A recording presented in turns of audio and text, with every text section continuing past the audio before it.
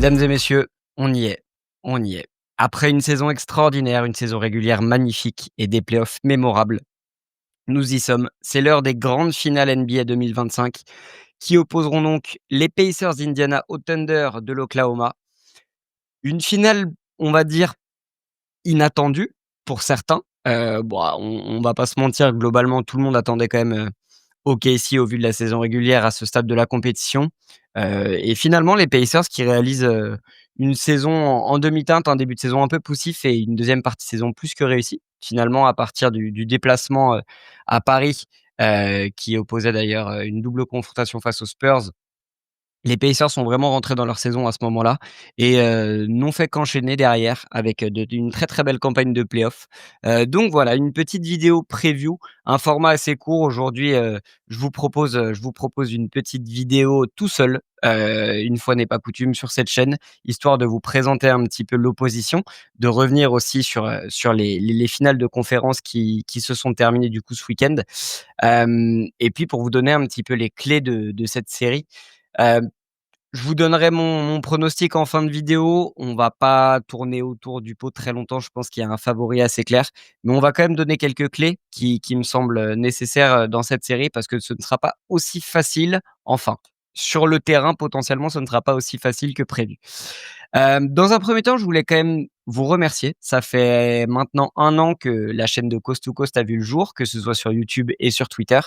Vous êtes très nombreux à m'encourager sur ce projet. Donc n'hésitez pas encore une fois, liker, commenter, venir discuter avec moi, que ce soit sur YouTube, ou sur Twitter. Je vous promets que cet été, il va y avoir une grande réflexion autour de la structure de ce média, pour essayer de vous proposer, un contenu de plus en plus clair et qui pourrait de plus en plus vous plaire et être en lien, bien évidemment, avec l'actualité masculine, peut-être féminine. Comme vous le savez, je participe aussi au podcast WNBA de l'équipe de The Playoff avec, Chris et Elliott que je salue. Hem Vous pouvez aussi me retrouver les mercredis soirs lors de la saison, WNBA en space sur Twitter avec différents comptes de franchises, français, FR, et des les copains de différents médias. Donc voilà, un grand merci en tout cas pour votre soutien, vos partages et j'espère, continuer à vous proposer du contenu qualitatif. Je vous propose qu'on rentre directement, dans ce format preview. On va revenir dans un premier temps on va commencer à l'est. On va commencer à l'est. Qualification des Indiana Pacers, après une finale de conférence qui se sont rendus finalement assez faciles contre les New York Knicks. Une victoire 4-2 dans cette série.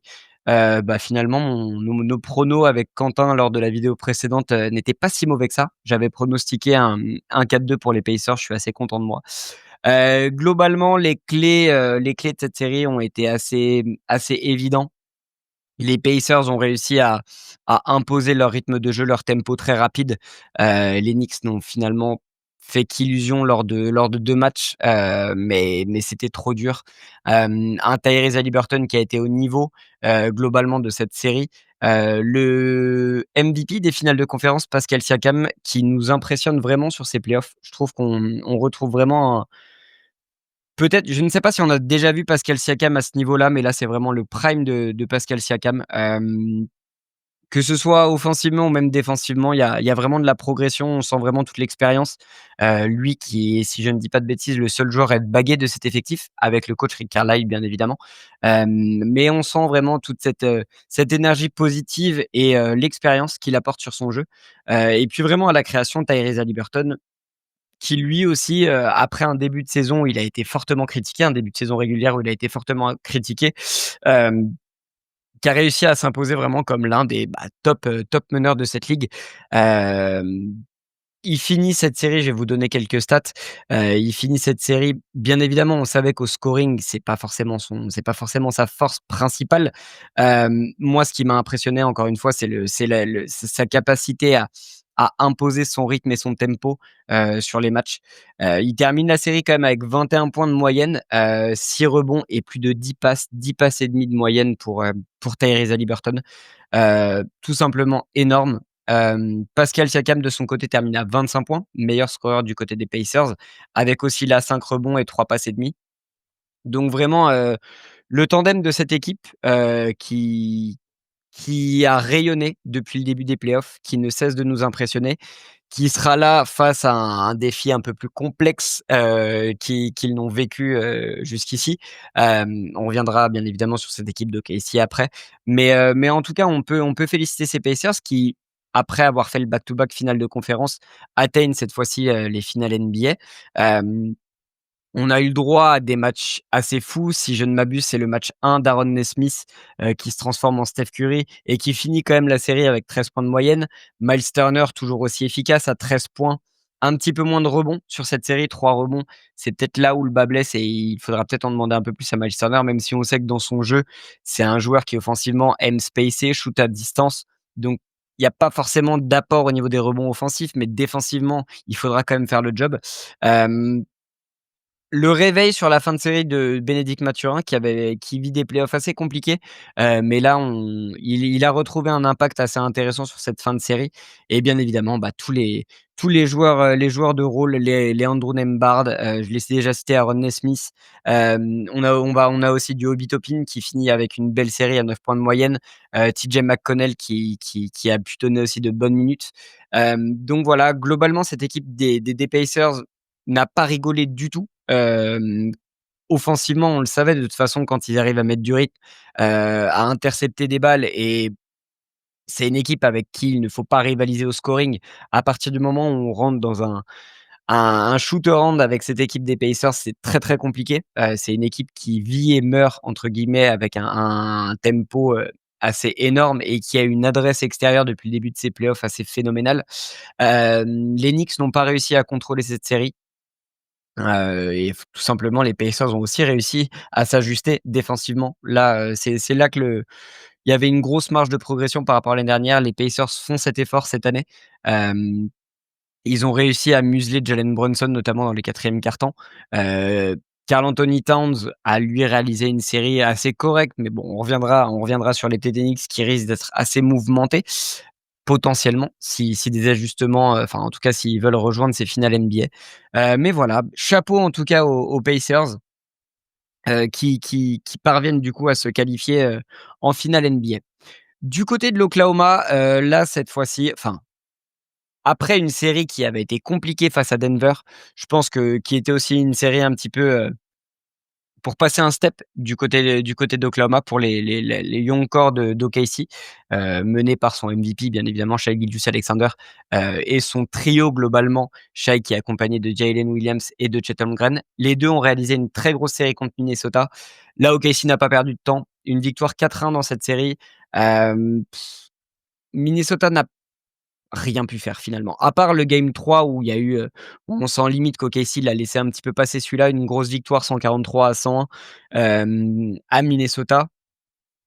Derrière, la bascule se fait au match 4, une victoire 128-126 d'OKC avec un Anthony Edwards, bah, vous en avez déjà entendu parler, je pense que vous avez pu le voir, mais qui n'a pas rayonné, comme il aurait pu le faire sur cette série, qui a été, opposé à la meilleure défense de ces playoffs et l'une des meilleures défenses de l'histoire NBA, avec beaucoup, beaucoup de joueurs potentiellement à petit gabarit, grand gabarit, puissant, rapide, qui enfin finalement OKC a tout pour défendre tout type de joueur. À partir du moment où on a vu que Caruso avait réussi globalement à défendre relativement bien face à Nikola Jokic contre Denver, on sait que cette équipe a tout pour s'ajuster, aux équipes adverses.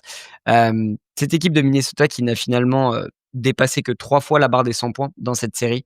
Hem OKC, bien évidemment mené par son leader, SGA comme je vous le disais, qui réalise là aussi une belle série. Globalement, c'est une campagne de play-off, plus que réussie pour SGA pour le moment, qui a été lui aussi élu, MVP de ses finales de conférence. Shai, il termine la série quand même avec 31 points, 8 passes et 5 rebonds. Donc, là aussi on est sur des stats de MVP tout simplement. Des stats de MVP, avec des pourcentages relativement solides. Heu, à 3 points un peu compliqué, il tourne à 32 mais globalement, voilà, il tourne pratiquement à 46 de réussite et je vous le disais, du coup, très, très bien entouré par ce duo Jalen Williams et Chet Holmgren qui terminent, à 22 et 18 points, et qui ont vraiment impacté cette série, qui ont pris leurs responsabilités. Encore une fois, je pense que cette série contre Denver a fait passer un step, a fait passer un cap à cet effectif globalement. Effectif qui, si je ne dis pas de bêtises, à part Alex Caruso, n'a pas d'expérience de finale NBA. Lui-même bagué, donc voilà, encore une fois, chapeau à cet effectif et notamment au front office, d'OKC qui a été patient, qui a réussi à apporter ses assets, au fur et à mesure. Les Alex Caruso, Isaiah Hartenstein, c'était un petit peu plus compliqué. On le savait, on l'avait dit potentiellement, cette équipe de Minnesota était quand même bien fournie à l'intérieur et ça allait être compliqué pour Hartenstein. Il a eu très peu de temps de jeu. À voir aussi, ce sera peut-être une clé, on en reparlera dans la preview de cette série contre les Pacers. Ça peut être une clé pour Indiana d'essayer de sortir Hartenstein du terrain. Mais encore une fois, OKC a réussi à s'ajuster, à trouver les éléments, en sortie de banc qui pouvaient être aussi intéressants. Heu, cette équipe est beaucoup trop profonde, beaucoup trop forte et finalement, après une saison régulière, historique, tout simplement pour OKC avec 68 victoires, 14 défaites, qui a terminé pardon, 1er, de la NBA. C'est une suite logique et on va pouvoir rentrer tranquillement dans cette preview des finales, essayer de trouver un petit peu les clés de cette série, mais OKC se présente en très, très large favori. Sans plus tarder, je vous propose qu'on rentre dans cette preview des finales. On va pas tourner trop autour du pot. Je vais vous donner mon pronostic et je vais vous donner les clés de la série potentiellement. Hem, je ne vois pas de surprise. Pour être tout à fait honnête, pour moi, OKC a signé son titre de champion à partir du moment où ils ont battu Denver et je ne vois pas cette équipe des Pacers, malgré un très beau parcours, les priver de ce rêve-là.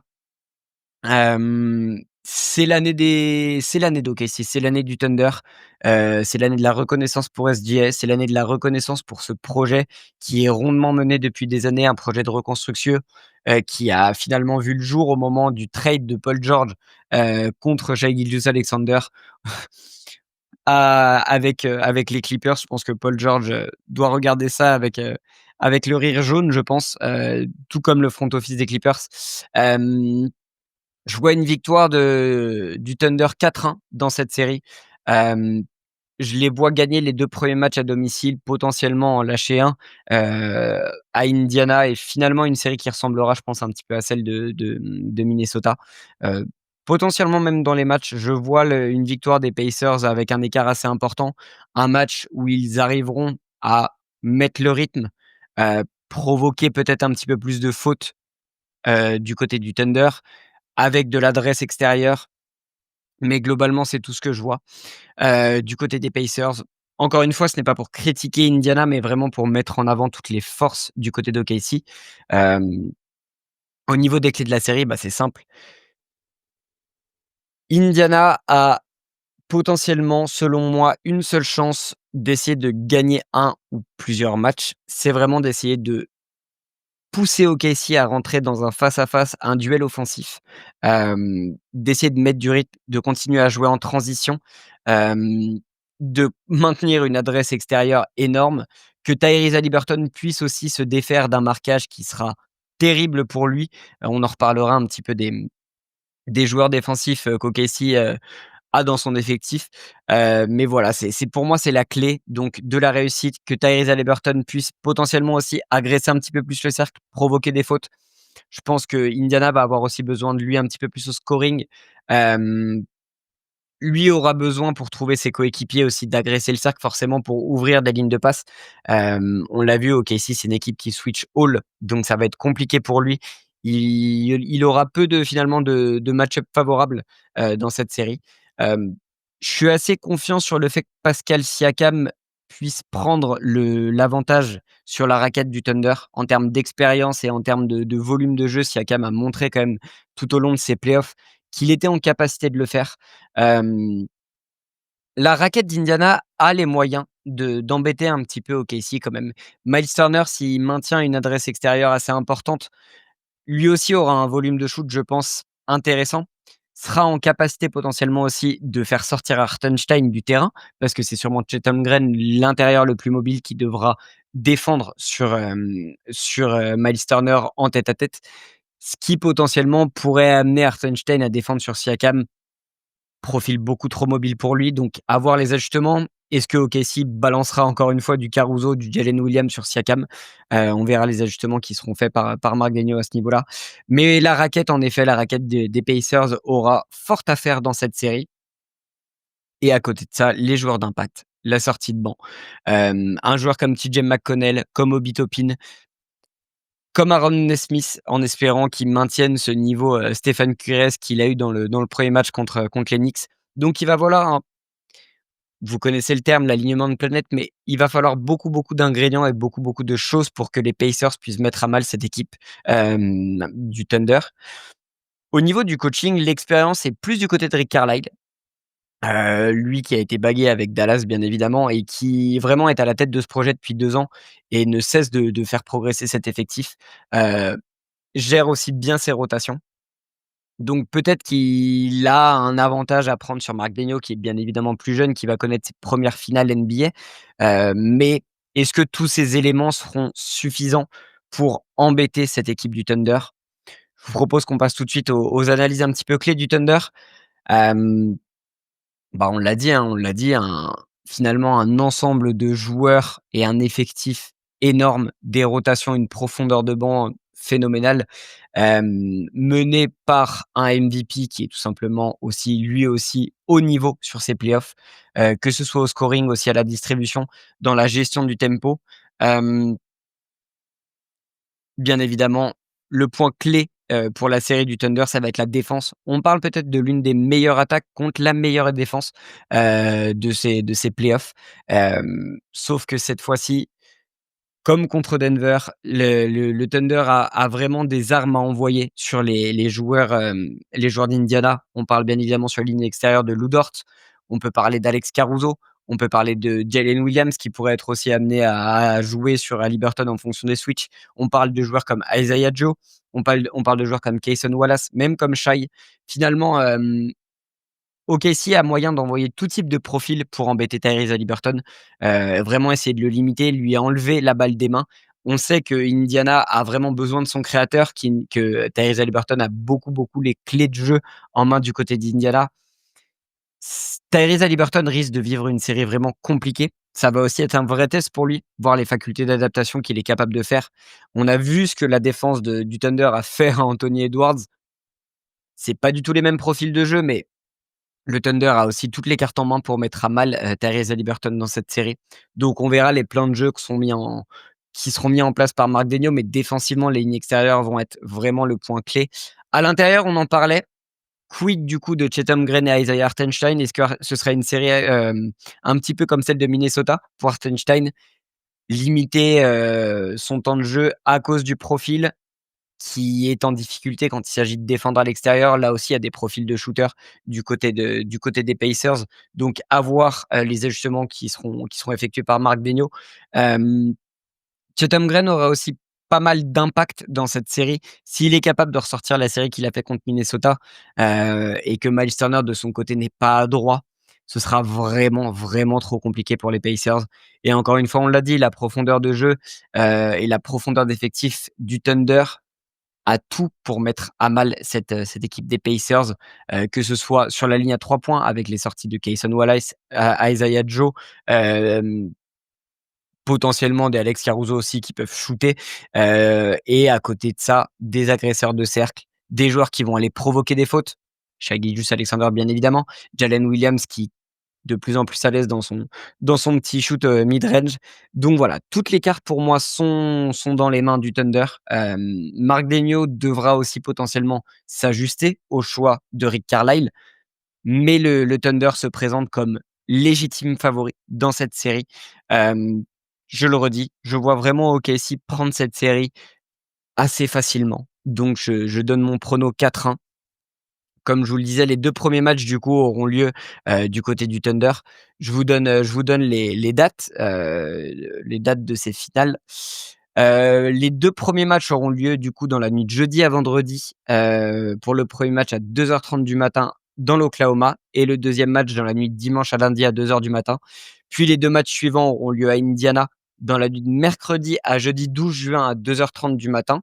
Le match 4 À voir si c'est le dernier match de la série, aura lieu dans la nuit de vendredi à samedi 14 juin à 2h30 du matin et ce qui devrait potentiellement, du coup, selon mon prono, être le dernier match retour à Oklahoma, dans la nuit de lundi à mardi 17 juin à 2h30 du matin, ce qui pourrait, du coup, être le dernier match de la saison des playoffs, et même, de la saison NBA et qui verra, selon moi, encore une fois, les joueurs du Thunder soulever leur premier titre. On le rappelle, une franchise qui est assez jeune, hem, qui aujourd'hui profite potentiellement, enfin historiquement, des trophées de l'historique des Seattle, enfin ouais, des Seattle Supersonics avant le retour potentiel de cette franchise en NBA. Donc là, OKC a tout pour écrire son histoire. 2 franchises qui n'ont jamais été baguées, qui n'ont jamais eu de trophée NBA en tout cas, donc l'une des 2 franchises sera titrée. Petit clin d'œil aussi Frenchie, si le Thunder prend ce titre, c'est notre Frenchie Ousmane Dieng qui pourrait potentiellement devenir le 7e Français à être champion NBA. Donc en tout cas, c'est ce qu'on lui souhaite. Lui qui a vu son temps de jeu, être réduit cette saison, bah, logiquement de par la profondeur de cet effectif et le niveau global des jeunes joueurs, du Thunder. Mais voilà, je maintiens, je pense que le Thunder a tout pour réussir à imposer son tempo, son niveau de jeu dans cette série, mettre à mal les forces, des Pacers. Défensivement, c'est un enfer. C'est un enfer clairement cette équipe du Thunder. Hem et pour couronner le tout, bien évidemment, histoire de mettre entre guillemets «la cerise sur le gâteau», je pense que Shai Gilgeous-Alexander sera MVP de ces finales, et entre guillemets, bah, mettra les barres, sur les T, les points sur les i et clôturera cette saison de manière assez magnifique. En tout cas, on a vraiment hâte que ces finales commencent, malgré la frustration de certains, dont Adam Silver, de voir 2 franchises qui ne sont pas des gros marchés en finale NBA. Selon moi, il s'agit quand même de 2 franchises qui ont montré le plus beau basket de ces playoffs, qui ont été les plus régulières aussi. Donc c'est tout à fait mérité. On va avoir une vraie opposition de style. J'espère me tromper et qu'Indiana aura, quand même, l'opportunité et les cartes de faire durer un petit peu le plaisir et de faire durer cette série. Hem, je ne vois pas trop ce scénario. On ne souhaite bien évidemment pas de blessures qui pourraient aussi avoir un impact bien évidemment. Mais voilà, globalement, mon pronostic sur ces finales, de la saison NBA 2025. Sur ce, n'hésitez pas à venir encore une fois en commentaire ou sur Twitter, me dire ce que vous en pensez, me donner vos pronos. On reviendra bien évidemment pour une vidéo review de ces finales avec potentiellement des invités surprises en fonction de l'équipe qui sera titrée. On vous accompagnera aussi pendant un long moment cet été avec différents contenus qu'on vous proposera. Donc n'hésitez pas aussi à me donner quelques idées de thématiques que vous voulez voir. En tout cas, encore une fois, je tenais à vous remercier. C'est un jeune projet. Je m'accroche pour vous donner le maximum d'informations et d'essayer de vous faire vivre et de partager aussi avec vous l'actualité de cette ligue qui est tout simplement merveilleuse, de cette passion. Donc voilà, n'hésitez pas à me faire vos retours. J'en profite pour faire un petit big up à tous les partenaires que j'ai eus lors de cette saison qui m'ont accompagné sur les vidéos. C'était un réel plaisir de vous avoir et de partager aussi ces moments-là avec vous. Donc voilà, j'en profite pour embrasser tout le monde et de vous dire à très très vite. Passez de très très bonnes finales NBA et on se voit très bientôt. Allez, ciao ciao.